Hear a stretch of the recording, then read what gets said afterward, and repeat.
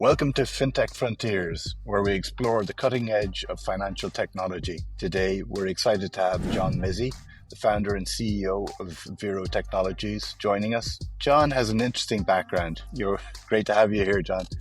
Um, just to say a little bit about your background, I know you started your career in banking and private equity before making the leap into fintech over a decade ago. And at Vero, you and your team have taken a unique approach, building your own finance company to better understand the needs of the financial services clients.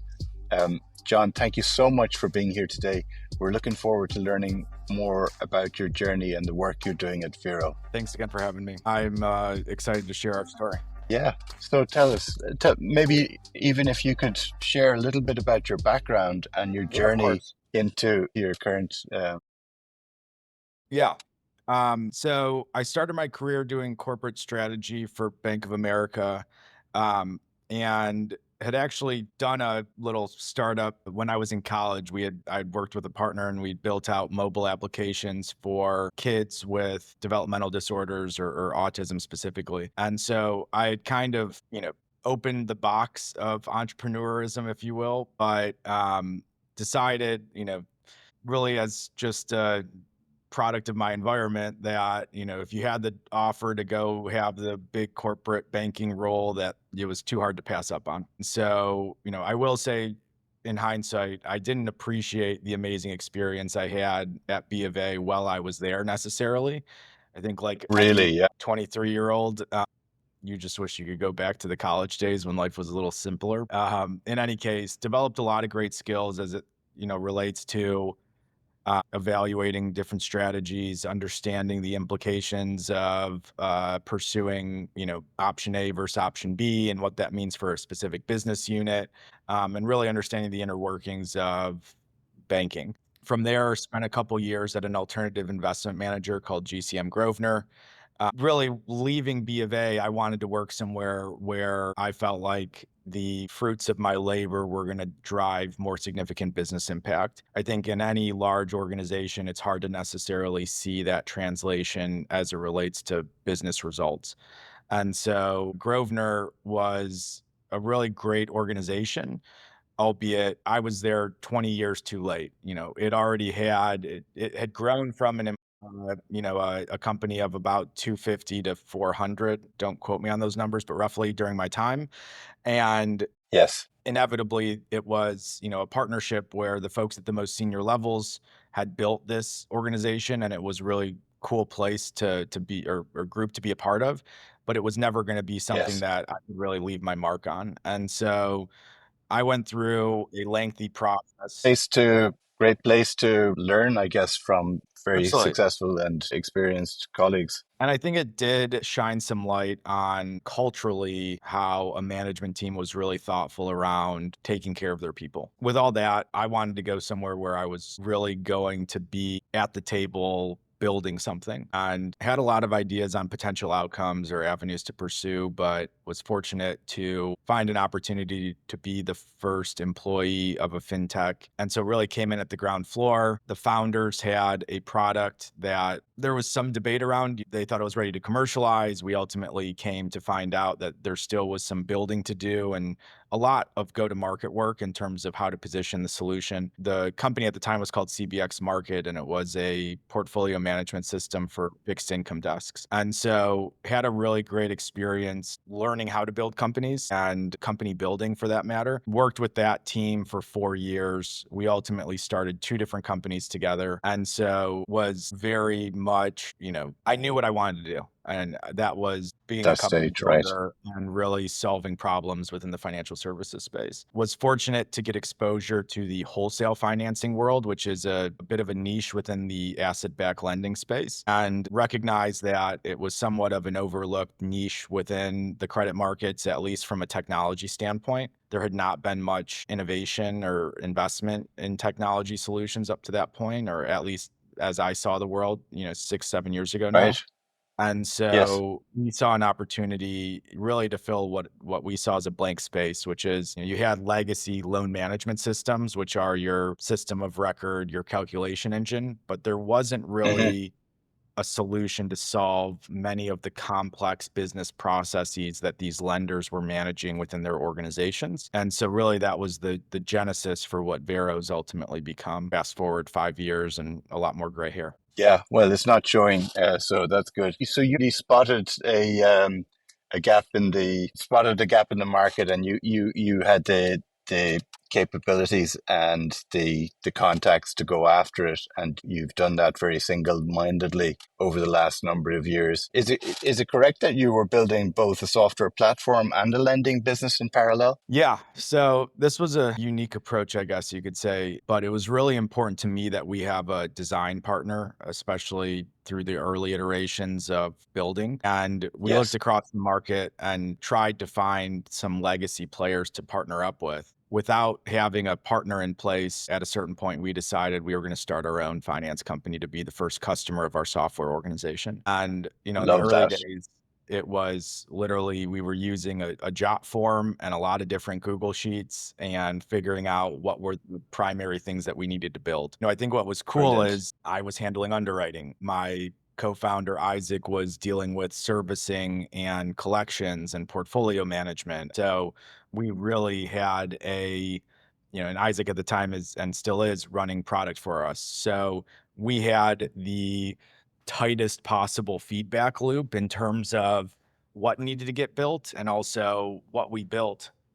How was it working? Was it set up the right way? Were there nuances that needed to be supported or APIs or connections with different third party services that would be valuable? So really from 2021 till 2023, we just were focusing on building technology to support our finance company, which I think was a great way to drive, that iteration or those iterations of the product roadmap. Inevitably, we got to a point Fantastic. where we saw that the running a 30, $40 million portfolio and the operations to support that had a certain type of requirement. And then, thinking about the Ford Motor Credits and the Bank of Americas and Wells Fargo's and Huntington's, who are the big players in the space, they had a very different set of requirements. And so we did come to a conclusion, probably middle to back end of 2023, where we knew we were going to focus on smaller independent lenders initially, but in order to get to work with the largest players in the space, we were going to need to find, we need to stop relying on our own internal feedback for driving our product roadmap and start looking, outside of the organization. Looking out to the market. That's amazing. And John, this reminds me of another tech enabled lender, which is actually a client of ours, Moment. They're point of need lending company out of Atlanta. But when they wanted to get going, the challenge can be to get the first financial institution to accept your solution. And so they actually went and they got a special purpose vehicle. They had $1 million worth of private credit in that, and they lent it out through their own platform. Now, from what you're saying, it sounds like that you became your own customer as well. And I'm wondering, is there a pattern here? Because oftentimes in banking, and no bank wants, all the banks want to be the first to come second. So the fintechs have to think outside the box. How can they get that first proof out there? Am I mischaracterizing it, or do you think there are No, parallels I mean, between? it worked for us, and I'll say this, it worked for us. It's not the approach that I Right. would take. I think Okay. there You are learned from more them. efficient and less capital intensive ways to Right. find a design partner and get not the same there's no way we would ever replicate that level of connectivity and those feedback loops, but Yes. we did get to a point where the finance company was a distraction from our software business. And so the reality became that we needed to make some hard decisions about our finance company in order to be able to make our software business viable and continue investing in that. Yeah, cool. And you really, at that point, I guess you knew where the business was going, and that you had the wherewithal to take a tough decision, a fork in the road, and Yeah, it was a bit of a back risk yourself. Yeah, because, the yeah, finance company was growing and, was had a good brand in the market and had a full pipeline, but the reality was we didn't yet have the traction on the software side of the house. But the reality we yes, saw was we were never gonna get that software traction if we continued to just prioritize the finance. company. And so Yeah. there was a period of time where we kind of felt like we were taking a leap of faith, but thankfully, knock on wood, it played out well for us. Fantastic, and it is a very tough one.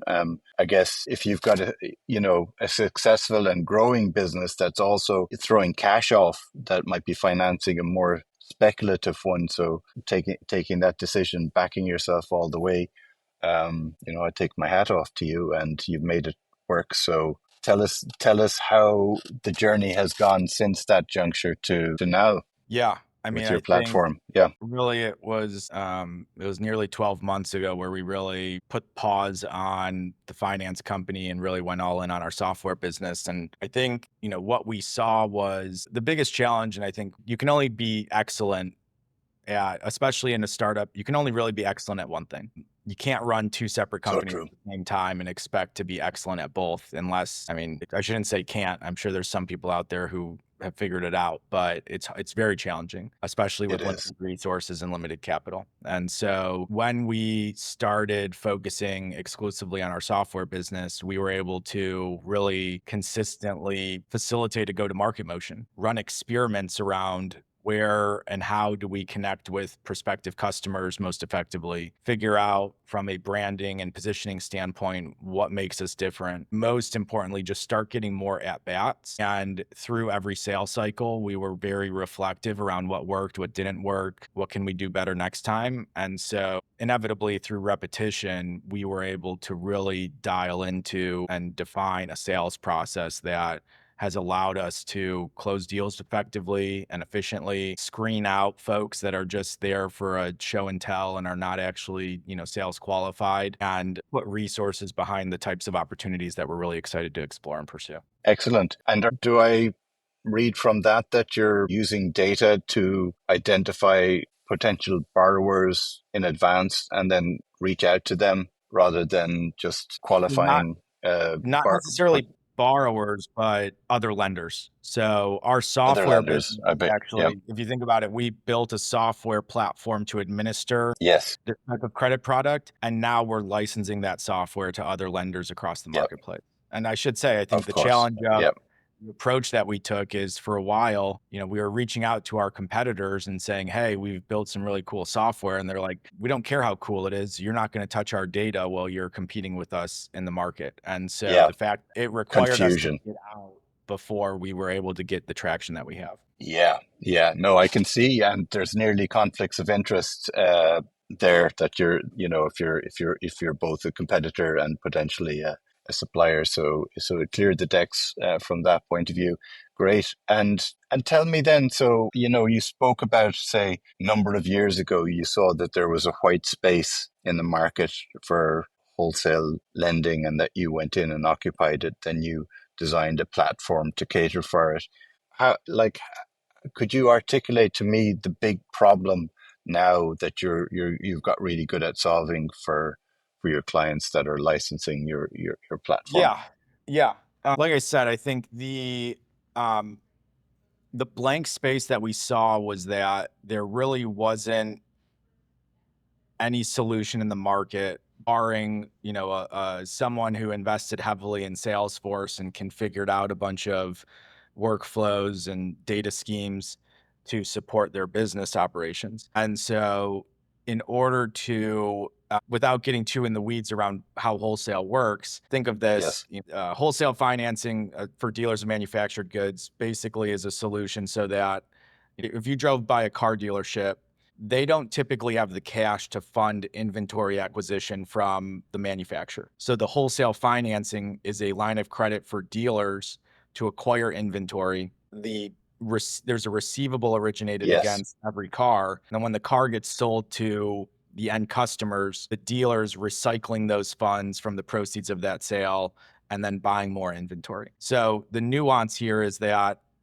when a bank is underwriting a consumer auto loan, they know that that paper is going to sit on their books for 36, 48, 72 months. And so the challenge with wholesale is you have a similar profile of credit risk, well, generally, However, that car should only be sitting on the dealer's lot for 45 to 90 days. And so you need to handle high volumes of loan origination, albeit with very short duration. And your collateral Right. has four wheels or can get hauled away on the back of a truck.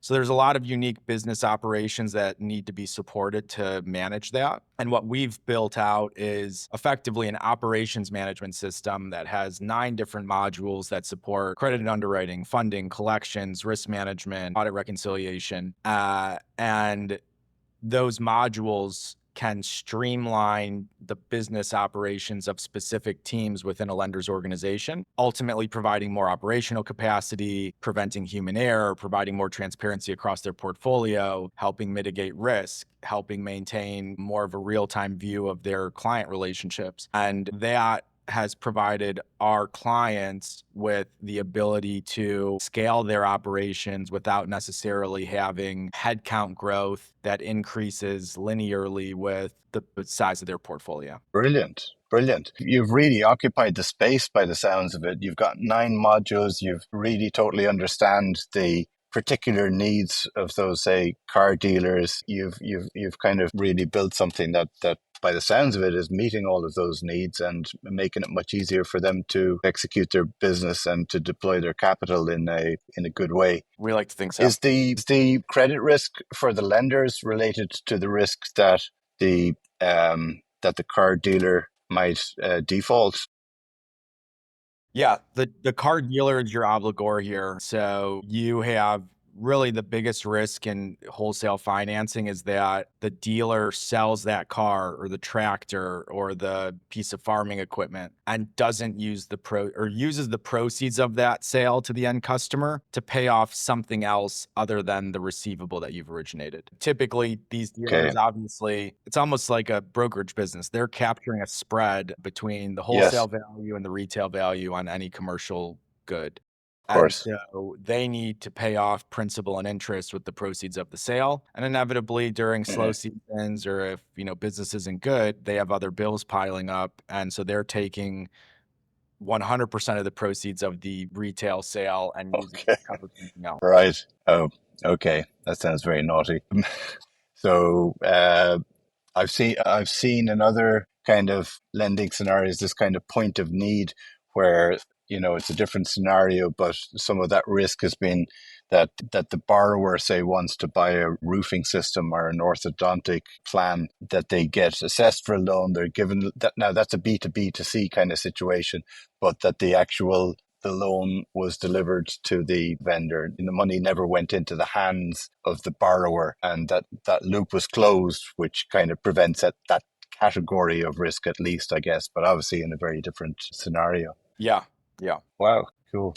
And I guess the thing with risk is you just got to understand it and know the realities of it, the contours of it, and how to mitigate it. That's a good way to articulate it. I think there is such unique risk operationally from a credit standpoint that needs to be addressed and monitored and mitigated. And I think that is the challenge with even building software in our space is different types of lenders. A wholesale financing provider for auto has different needs from someone who's doing wholesale financing for equipment dealers. And so how do you create a core product that can support some of those variances without doing a lot of custom development for each new client that you sign up? Okay, so that you've been able to maintain a single code strategy and that you can parameterize for the different requirements rather than having custom code going out to a bunch of different. I wouldn't say that we've perfected that model quite yet, but that's what we try to use as our North Star. Yeah, yeah. Well, that makes a whole lot of sense. And can you tell me a little bit about your approach to innovation? So I know that you and your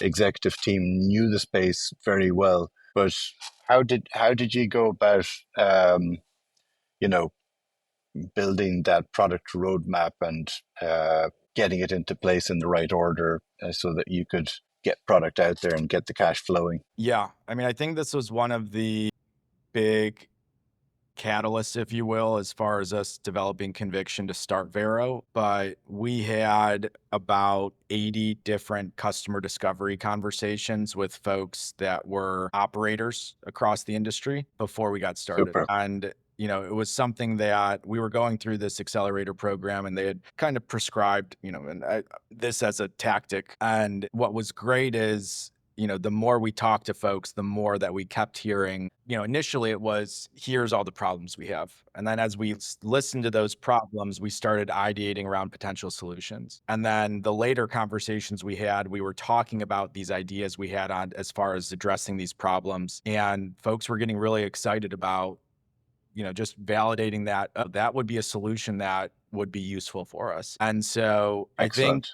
slowing down up front and doing those conversations and having a critical Yes. mass of conversations rather than just having, 5 or 10, A, allowed us to get Yes. more confidence. B, allowed us to refine the way we thought about the solution. And C, it really allowed us to understand how these folks think about their business, what's viable, what's crazy, what did they understand, and what seemed like totally out of left field. And so it gave us a solid footing to then dive in head first rather than probably if we had just jumped into building a POC or something before we had that level of conversation, we would not have had the insights that we ultimately benefited. Yeah. Well, it sounds like you really, really sat with the problem and became very, very familiar with it and how it affected your target customers. And I'm even guessing maybe that some of your beta clients came from those 80 people that you interviewed before you got into that kind of product We design. had a few kind of micro engagements. Admittedly, I think the challenge, and I think this is the challenge, again, probably something in hindsight that I would have done a little bit differently, but Yeah. we really set out to build the full end-to-end platform. And so it ended up taking us 2 years before we really had a technology asset that was ready to commercialize. Now that we only were able to do that Right. because we had the finance company that was And generating did you revenue have that a was VC backer then to help providing you through feedback that, loop. or? But in hindsight, say that again. No, I'm just wondering, I did lost you for you, a second. so yeah, so I'm just wondering how you got through that period where, where you were building the product before the revenue was coming in. Yeah, really it was, we were supporting the finance company. And so we had momentum, we had user Gotcha. groups, we had 20 employees for the finance company that were using the systems that we were building every day to help iterate, define gaps, drive product roadmap. In hindsight, if I would do it again, I think starting off with I'd mentioned we have 9 modules today. If we just started with one of those modules, and maybe that would have been a better approach. Hindsight's always 2020. Yeah, yeah. The reality is that So the MVP definition kind of, could have been more you narrow. think yeah, yeah. Well, it's great if you can if you can find that, if you can believe, look, if I just get this out, it'll be useful enough to solve enough of the problem. And then it's like, where is the MVP? Because yeah, so okay. And John, so like, I mean, I think there's been a lot of kind of wisdom for other fintech founders that are kind of at an earlier stage in this journey. Are there any other kind of things that you'd advise? And I'm particularly thinking of tech-enabled lending because that is one of the One brighter now. one of the best things that did come out of those customer discovery conversations that we were having is we ultimately found 3 different advisors who we still work with today. And Great. what was very beneficial there was the reality is your 2 limited resources in startup world are time and money. And so if you can find folks to help you avoid making wrong decisions or going down the wrong path, then it allows you to get to the right path more efficiently and faster. So Yes. finding those advisors who were very hands-on, who understood what we were trying to do. They weren't the, check in once a month and give them an update. They were weekly meetings and helping us iterate through early iterations of the business plan and the product roadmap and, able to really, they were operators in our space who had moved on to the next chapter of Yes. their career. And so they were really able to be an extension of our executive team in a lot of ways. And that was invaluable. The I'd other say thing so. that we did that I think, at the time was also invaluable was we went through an accelerator program called Antler. They have a global footprint and they run this kind of 0 to 1 program where they help validate that what you're doing is investable. And so I Yes, think having the structure of that program similarly allowed us to move quickly, especially as we were still building conviction around what we were doing and the approach we were taking. And so I think those types of outside sounding boards force you to get out of your yes, head and also force you to kind of make constructive progress and tell you what is the right kind of progress to make versus what. I think a lot of startup founders end up chasing kind of false signals of validation, and having someone who ideally comes from an investor background or an operator background tell you that's silly, focus on this instead, and at least make you think before you do something is yes. really invaluable. Great. So I've got two questions. For those sort of advisors, where do they sit in the organization? Like, are they kind of on a retainer? Are they board members? Or is there a special counsel? Or, once you find them, how, how best to engage with them? Do you give them stock or Yeah, what's the the, situation's kind of evolved over time, especially depending on the level of time commitment and their engagement. We ultimately gave our advisors both options as well as retainers. And that, the notional value of the retainer has increased and decreased based on how active they are, where they're at in their lives, what we need as a business. Today it's more of a quarterly, maybe, 5, 6 times a year that we're working with them on a specific project or getting their feedback on something relative to meeting weekly when we were getting started. So the relationship yeah, shifted.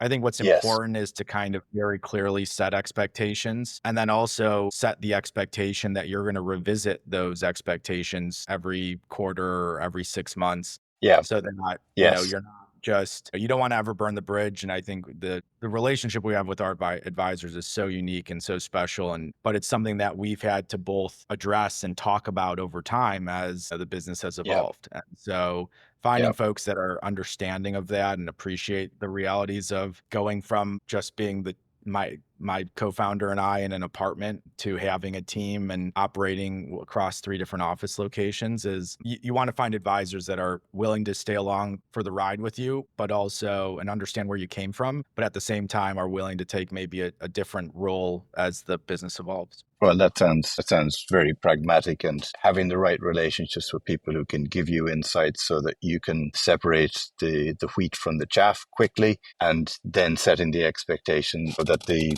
relationship can evolve and change over time, and having the maturity to have those conversations. I think the sort of people that you're engaging with will probably be very good at doing that sort of thing as well, I'd imagine.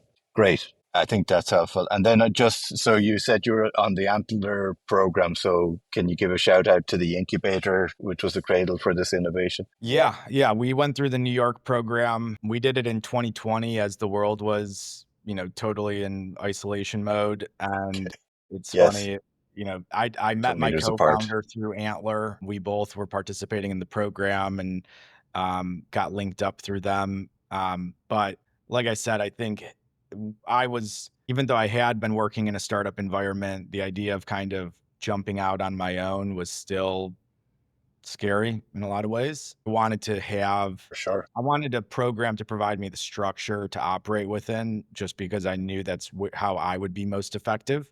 And so, was really lucky to find Antler at that time. And really, they were super hands-on, super impactful in helping us navigate the early decisions that we had to make. We were hiring a technical co-founder, a CTO, and Isaac and myself weren't necessarily the technical guys or didn't have the level of expertise that necessarily would be appropriate to screen out CTOs. And Antler's internal CTO was able to help us with late stage interviews in that process. And we were going to go one direction and he said, absolutely not. That guy still programs in .NET. You can't program in .NET in today's world. You need to go that direction, and helped us, ultimately find Rama Paturu, who's our CTO, who's invaluable and a co-founder now. So Super. the reality is having that village of resources behind you is definitely useful, albeit, it does come at a cost. And so, you got to be prepared to make some of those gives when it comes to equity and option grants. Yeah, for sure. For sure. Okay, John. So tell me, what does the next 12 to 24 months look like for Vero? Yeah, I mean, we have gotten this great growth wave right now, and we got to keep it rolling. The goal is really to get to a break even. It's to continue to evolve the platform capabilities and sign some of those global or the largest players in the United States, at least. Get in with ultimately being one of the players who is supporting the most complex operations within the asset financing space. I think today we've got a great book of clients that are more in the independent finance company and mid-sized bank arenas. And so Yes. we know what work we need to do in terms of filling gaps to be a qualified solution provider to the largest players. And our goal is to get in with those folks. Okay. So you're going to keep drilling into the sort of mid-market, but you're looking to get into the top tier as well with, You got it. yeah, why not? Go for it. Sounds good. Well, John, thanks so much for sharing all those insights on what's been a fascinating journey, but it sounds like there's still some great times ahead. I think it'll be Got a lot of work to do. yeah, onwards and upwards. I think it'll be very helpful to other founders who are thinking of going down a similar track. So thank you so much. Absolutely. Thanks for having me. That's a pleasure.